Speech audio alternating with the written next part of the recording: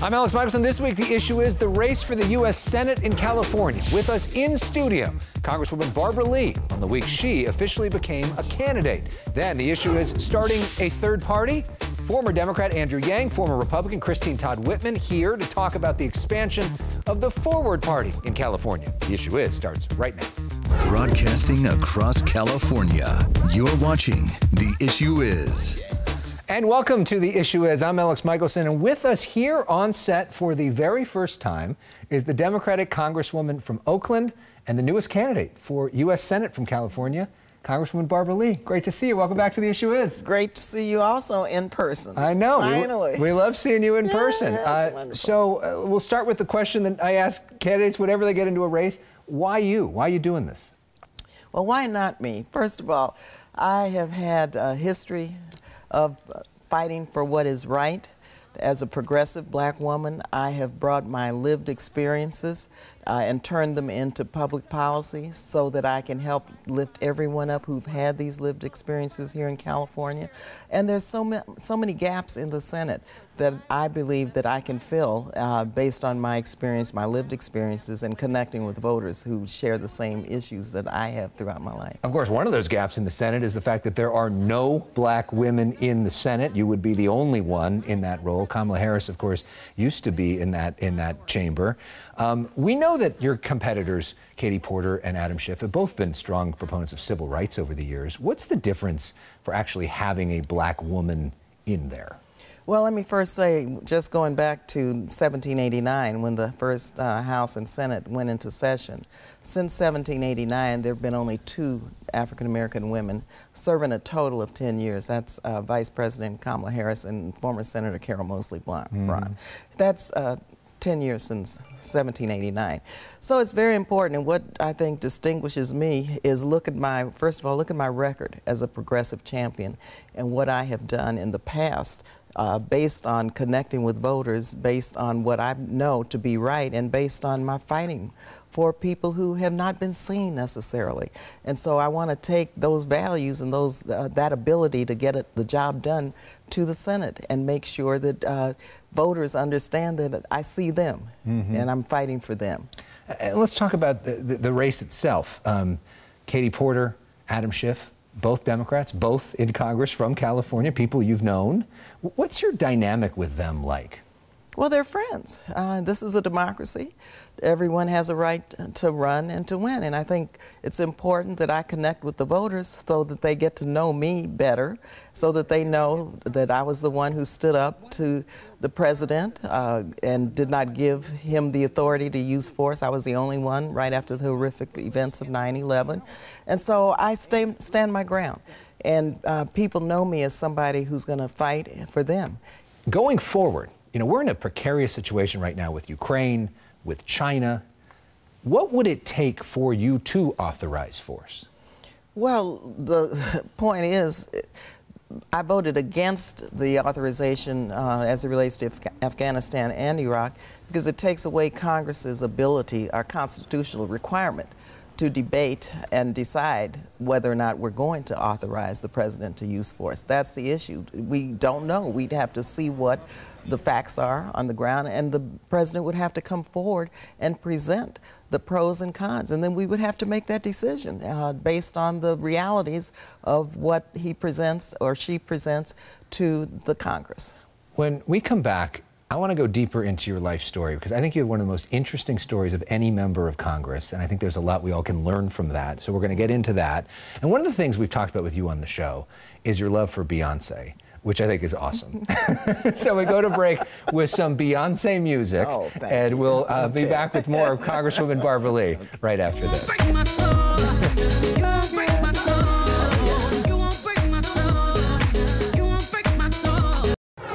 When I feel like I'm under fire, I think about her example. You know, she paved the way. A year ago, here on The Issue Is, we profiled the documentary Barbara Lee Speaking Truth to Power for our Black History Month episode. Well, this year, Barbara Lee is trying to make more Black history as the next senator from California. Welcome back to The Issue Is. Great to see you.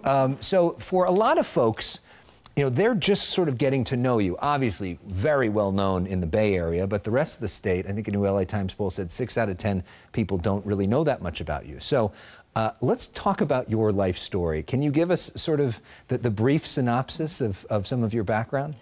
Well, like many African Americans, my family came from El Paso, Texas. I was born and raised in El Paso, Texas, in an immigrant community, actually.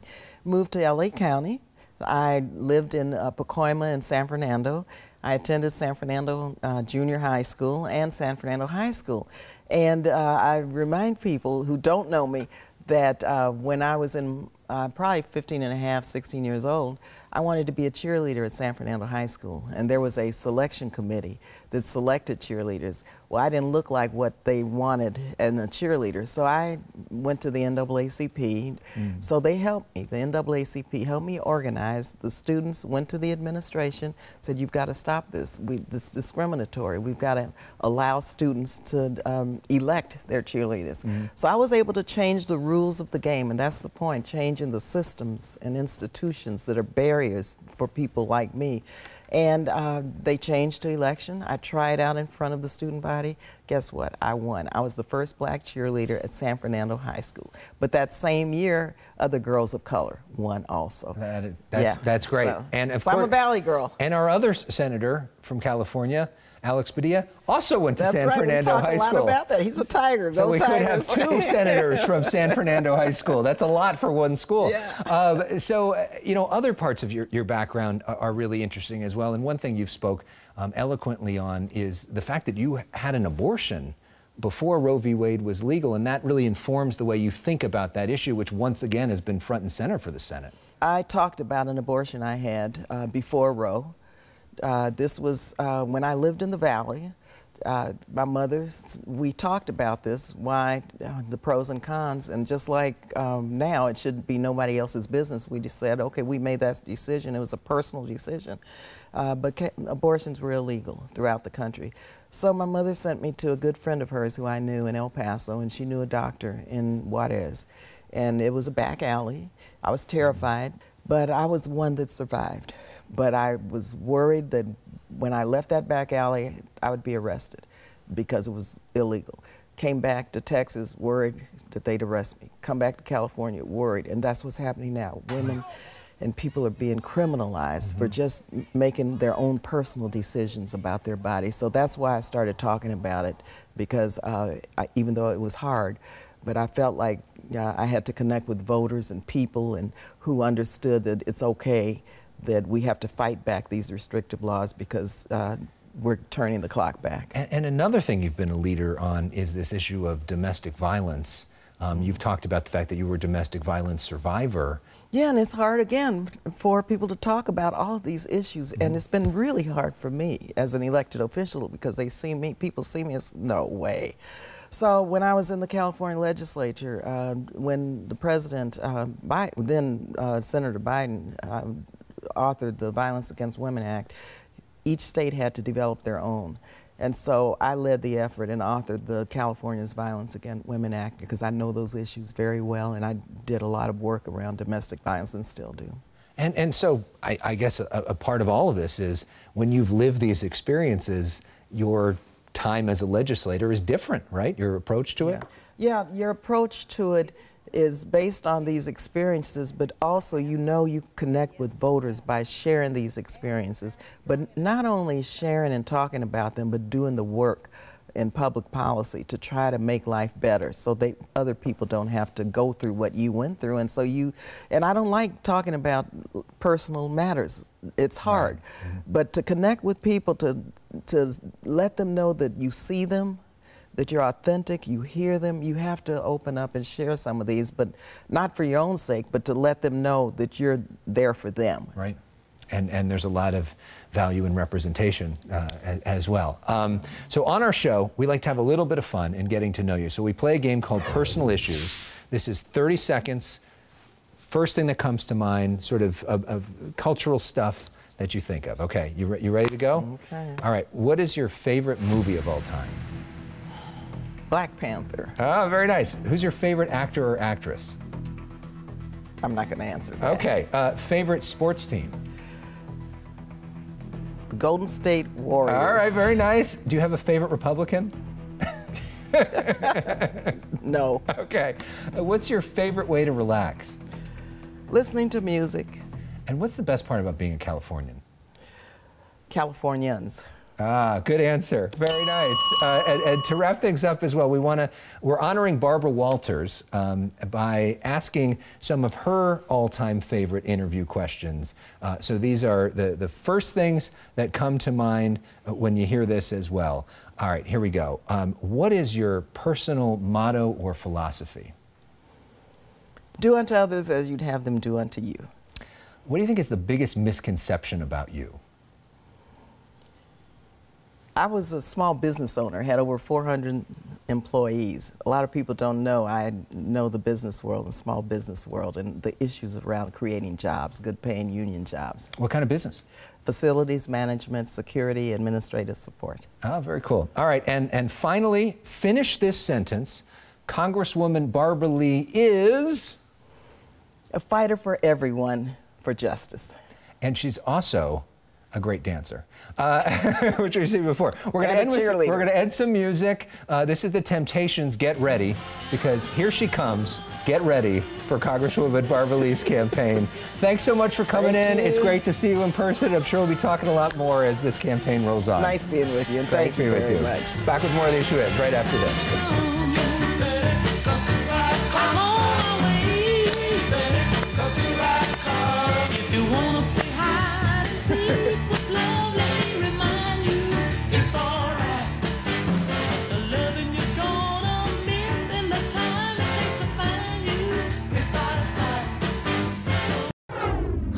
Our country is so divisive right now. You know, we got to reach across the aisle. I think we've reached this point where both parties are not capable of solving our problems. Members of the Forward Party talking about why they are looking for an alternative from the Democratic and Republican approaches. The party now focusing some of its efforts here in California. And to talk about that, we have with us in studios two of the leaders of the Forward Party. Back, our returning champion, one of our all-time favorite guests, is Andrew Yang, who, of course, ran for president as a Democrat in 2020. He is the founder of Forward. And Christine Todd Whitman is with us for the first time. She served as the Republican governor of New Jersey. She was the director of the EPA for President Bush, and she's now co-chair of the Forward Party. Welcome. Good to see both of you. Thanks for being here. All right, Andrew, what is Forward? Forward is a positive, independent political movement that wants to give us real choices in our own communities. Here in California, we know it's essentially a one-party state. Democrats have a supermajority. And there are a lot of Californians who don't think things are working, that they don't think that either party, frankly, is going to actually solve the problems. And that's why we're here in California. We are launching in tandem with the Common Sense Party of California, cacommonsense.org. We're creating a new political party right here in California. So if you want a real choice, we're here for you. We need to build it and give you an alternative to a Democratic Party that can't solve the problems that are getting worse in your communities. One of the most important things we want to see happen here in California and across the country is to change the way we elect our officials. Because until we do that, until we break the duopoly, the control of the two parties, we're not going to see any changes in the way issues are handled. And so what we're saying is, look, if we can elect people who are chosen through ranked choice voting, open primaries and ranked choice voting, and you have the ability to do that here.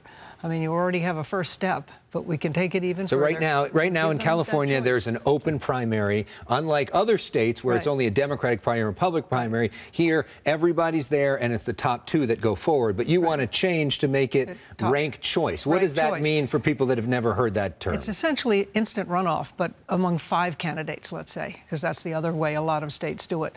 So you take the top 5. What it does is it means that, A, the candidates have to speak to everybody.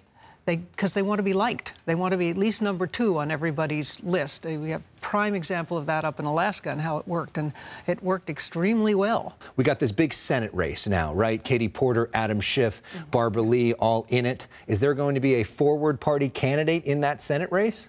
We're looking to get party recognition by the end of this year, which would allow the Forward Party to potentially back candidates in the 24 race. Our goal is to get 90 to 100,000 party registrants here in California by October. We're already at 30,000 or so, so we think we're going to get there. And then there could be a Forward Party candidate at any race, at any level here in the state. And there are over 500,000 across the country elections opportunities, and fully 70% of those are uncontested. So what we want to say is everybody should have a choice. So we're really focused on local races. They're just as important. In fact, they make a lot of the decisions that most directly impact your life. And so those are important. Those are where we want to really concentrate and play. Of course, you know there is so much attention on the national picture as well. We got to know you during your run for president. It was one of the more fun candidates to ever cover. Are you going to be running again as a member of the Forward Party? No, right now we need structural reform. Unfortunately, the country's at a point where having a good person in office, which I vastly prefer to having a not good person in office, doesn't actually solve the root problem. I'm dedicated to building a new alternative here in California and around the country, and that's where my energy is. So that sounds like you're not running for president. I want to do everything I can to help this country of ours. We're not in a great place. We're not heading in a positive direction, and that's what I want to change. Okay, so that wasn't a no, but maybe. That's a maybe, right? Okay. Governor, we do have a new presidential candidate from the Republican Party, woman, Nikki Haley, just recently announcing. What do you make of her run? Well, I think she's opening the pathway for other candidates to come into the race as well. She's an articulate woman who has held elective office. She's been in appointive office, so she's a credible candidate. It's fair to say I don't think either one of you are going to be supporting Trump 2024. But what do you make of Biden 2024? Is he too old to be doing this? I think that Joe should step aside and allow there to be a competitive process to determine who the nominee is going to be. You're not going to see that in the Democratic Party because there are too many people who are conformists and careerists where they say, look, I might think Joe's too old, but let me just wait for 4 years. Unfortunately, the country doesn't have that luxury. I think the Democrats are going to step aside for Joe, and I think it's a mistake. And you think that he is putting at risk of losing to Trump in the process, or? I think that you can do much better than an 82-year-old Joe Biden as your nominee in 2024. Most Americans see that. It's common sense. But you're not going to hear that from the Democratic leadership because they've been told, look, it's Joe, just, frankly, keep your true thoughts to yourself. Because we all know, the American people know, that it's deeply unwise to propose an octogenarian as your party's nominee in 2024. Is there anybody on the Democratic side, including you, that might challenge him? Oh, I think you're going to see at least one challenger. Like people do reach out to me and say, hey, look, but I'll say there are a whole host of people that should be challenging Joe. If any of them are seeing this message, look, do the right thing for the country, not your party necessarily. And I think this is actually a much better move for the Democratic Party. I think what Joe is doing is bad for the Democratic Party, but it shows where we are as a country, where politicians 10 times out of 10 will put party over country, and that is not what we need. Forward is about trying to reverse that and putting country over party. I think the Democrats have quite a few attractive candidates. I mean, Gretchen Whitmer is someone I think who really could stand up and represent the country well. But I think we're going to see it's going to be Joe Biden, and I really like what he's done in this. I'm glad he is the president at the moment. But I agree that toll that being the president takes on you. And when you get to, they're perfectly competent 80-year-olds. There's nothing wrong with that. 90-year-olds, and I just was at a party for a 100-year-old who has all her marbles. But clearly, the pressure of that office is such that it's difficult. It's difficult when you reach a certain age. Yeah. It's okay to say he was the right candidate in 2020, but not in 2024. So who is the right candidate in 2024? I think there should be a competitive process to determine that. And like the governor said, that you'd have people from all over the country, not necessarily just in D.C. You know, we always like to have fun on this show. And Governor, I don't know if you know this, but the last time that he was on, he played basketball here in our studio. Here's a look at that. Woo! Oh, yeah. Look at that. I mean, that's an impressive jump shot, is it not? I mean, he's got some real skills here. That's moves. And he is a monster on the basketball court. And so we've had some history here in California recently when it comes to basketball. LeBron James passing the new Michael GOAT. Jordan. I'll say it. I was a Jordan guy, but now you think he's now the GOAT? LeBron has won me over, where sustained performance at that level has never been seen before. He's the greatest of all time. Wow. You agree with that? I would go, if I were picking GOATs, I'd go to a different sport. And I'd go to football. Okay. And who's the greatest there? Well, who do we know who the greatest there is. Yeah, Tom Brady has proven it over and over. Again, this time he's retired, he should stay retired. Okay, just like, I guess your advice to Joe Biden. LeBron never retire. Yeah. and lastly, the big shakeup in the NBA recently, Kevin Durant being traded, Lakers getting new players and everything. Who do you think's the favorite to win the NBA championship right now? I think any team with Kevin Durant on it is the favorite until proven otherwise. You have thoughts on that? I would agree with that one. Okay. You have to. All right. Big endorsement for the Phoenix Suns and common sense politics here on The Issue Is. Thank you guys very much. Again, if anybody wants to find out more information or potentially join them, you can go to cacommonsense.org and potentially sign up to help. Let's bring some common sense to the state of California. Right. And in the meantime, we're going to bring some music to the state of California and throw it back to your old campaign theme song and a chance to dance. Here is Return of the Mac.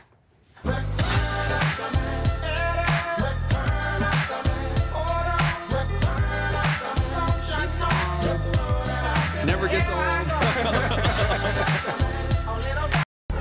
Search for The Issue Is wherever you stream for extended interviews every week in podcast form. Thanks for watching this week. We end with the Above Los Angeles account flying above Oxnard before this week's crazy storm. We'll see you next week.